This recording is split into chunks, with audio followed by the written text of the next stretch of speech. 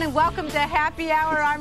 What is going on over there? Tones are flying. Oh, my goodness. I didn't want it to ring, so I tossed it to Brian. He missed it. It's probably busted. Another BlackBerry dead. All right, folks. Welcome to Happy Hour. I'm Rebecca Diamond, along with Eric Bowling and Cody Willard. And today on the Flying Phones Happy Hour, as we approach President Obama's next deadline for health care reform, there's a lot of fear that the bill is being rushed. Our resident Brit Imogen Lloyd-Webber joins us with a cautionary tale of government-rushed health care gone wrong. We'll talk about that with her. And one of the most prolific names in television, calling himself one of the lone conservatives surrounded by Hollywood liberals, but riding high with a new book and a filmed remake of one of his classic TV shows. Probably doesn't hurt either. TV veteran and author Stephen J. Cannell giving us the inside story here on Happy Hour. And Senator Chris Stott pushing his financial regulatory reform. Our guest wants to know whatever happened to all the laws that are actually on the books. It's a Happy Hour investigation. It's William Black back in the house. The best way to steal a bank is to own one. It's a great title. Yeah, to rob a bank, I guess is the correct term.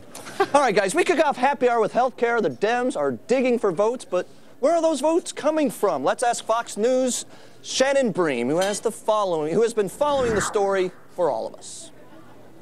Hi, guys. Well, Democratic leadership from the White House on down, very busy trying to get to the 216 votes, that magic number they need to get to the Senate's version of health care, voted through the House. There are specific groups they've got to target to try to whip up those votes. At our last count, they still seem to be missing a few. There are the so-called blue dog Democrats. You know, these are the moderates who are more fiscally conservative, who may be willing to flip now that some of their cost concerns have been addressed. Jason Altmaier of Pennsylvania is one of them. He voted no last time, but now he won't publicly commit either way. I will say publicly, there's definitely a lot of anxiety about this bill. There does seem to be a pretty strong tilt in opposition up to this point. I take that very seriously, and I'm not going to cast a vote that my constituents aren't comfortable with. There is also a focus on 5 House members who are retiring or otherwise leaving to run for other offices. They voted no last fall. At least one of them, Bart Gordon of Tennessee, seems like he might be open to flipping. He's praised the president's health care proposal, which differs from what he voted for in the House, what they originally passed. Experts say when you get down to it, it can be very intense inside these discussions and negotiations. They can say your district is not going to get any projects in the future or any aid, that your key bills are not going to come forward. They can say, gee, you're in line to be a subcommittee chairman or a committee chairman, and gee, that just won't be available anymore.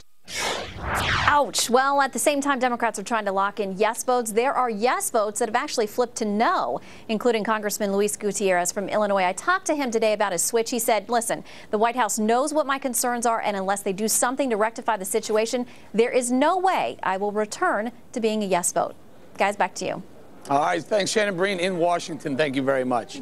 All right, everyone waiting for Congress to make a decision. Will they get the votes needed to pass the Senate version of the health care overhaul bill, or will they simply, quote, deem the Senate version already passed? Wait a minute, deem the Senate version passed. They wouldn't do something as sneaky and underhanded as that, would they? Wouldn't it be fair to the American people to let their elected representatives put it to a vote? Well, that's exactly what we're going to do. Not if it's deemed. There's been a vote in the Senate. They got 60 votes for this. What we will be deeming is that those 60 votes that the people got, we will say on the House side, we deem that as having been passed. So they got the 60 votes. We got 220 votes for our bill in the House. The only thing that we're voting on now are the things we call the fixes, the reconciliation. Guess what, America? You've been had. Pelosi and company will pass their bill or simply deem the Senate version already passed, whichever comes first. It's game over. Health care insurance overhaul is in the books. Welcome to Happy Hour, Georgia Congressman Phil Gingrey. He's a Republican joining us now from Washington, D.C. Congressman, is it true? Is it game over? Or is there a chance this big overhaul monstrosity can still fail? Well, there's a very good chance that this monstrosity can still fail. You know, it's unbelievable that our happy warrior, the President of the United States, is going all across the country now giving these campaign speeches saying, look, all we want is an up or down vote. You know, that is a euphemistic phrase for the dirty little secret known as reconciliation. Why isn't the president saying the same thing in regard to the House vote?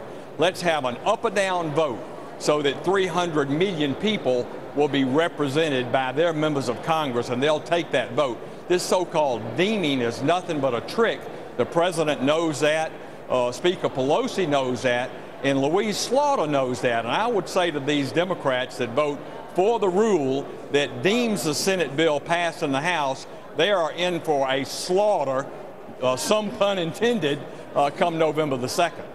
Congressman, do you know the timeline here? I mean, they still have to actually, the House still has to actually vote on the fixes. They have to vote on the fixes. Not yeah, now. They have to vote Not on now. the fixes.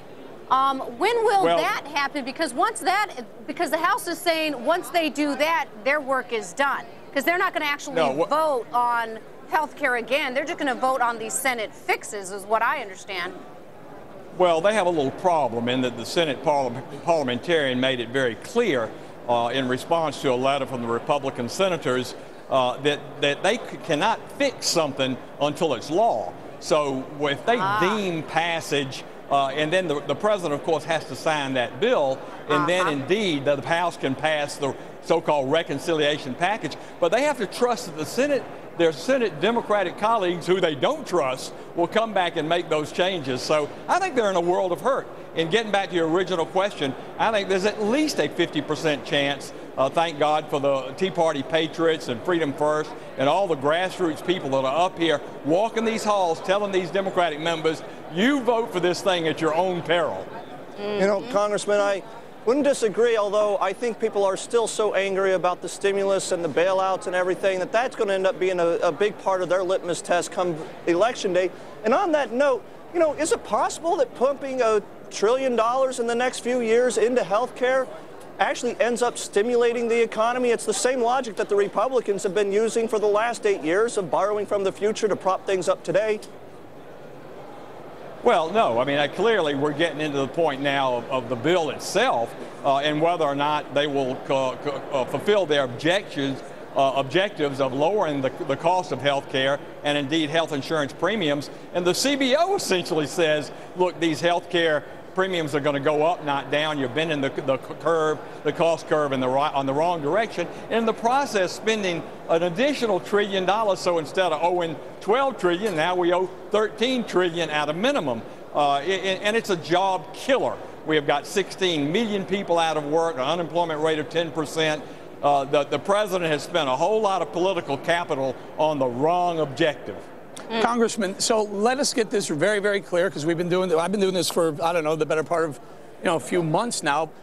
The Democrats in Congress would like to go to a vote. They would like to get a House-passed version of the Senate bill voted on. If that isn't going to happen, if Pelosi can't get those votes lined up, she can therefore go to the slaughter rule deeming, which will avoid a vote, and then worry about reconciliation bill later. Am I getting this completely right? You have it exactly right. So what's it going to be like November 2nd, 2010, if they go ahead and deem this with 60% of the American people not wanting a bill? You're right. It's going to be a slaughter in November. Will be anyway. Well, absolutely. And like I say, some pun intended, credit Louise Slaughter. But it is going to be an absolute slaughter. Of course, Louise Slaughter, I'm referring to the chairwoman of the House Rules Committee, and of course she's at the beck and call of Nancy Pelosi. The American people, fool me once, shame on me, on you, fool me twice, shame on me. They're not going to be fooled. They know what's going on here. They understand reconciliation. They understand deeming. They understand being screwed out of an opportunity to vote and have their members vote yes or no, up or down. Right. Congressman, so your Democratic colleagues there in the House, what fixes are they hoping to vote on? Once the Senate does its work, as Eric explained there, what does the House think that it's going to fix to kind of make up for this or make up for the Senate bill? Yeah.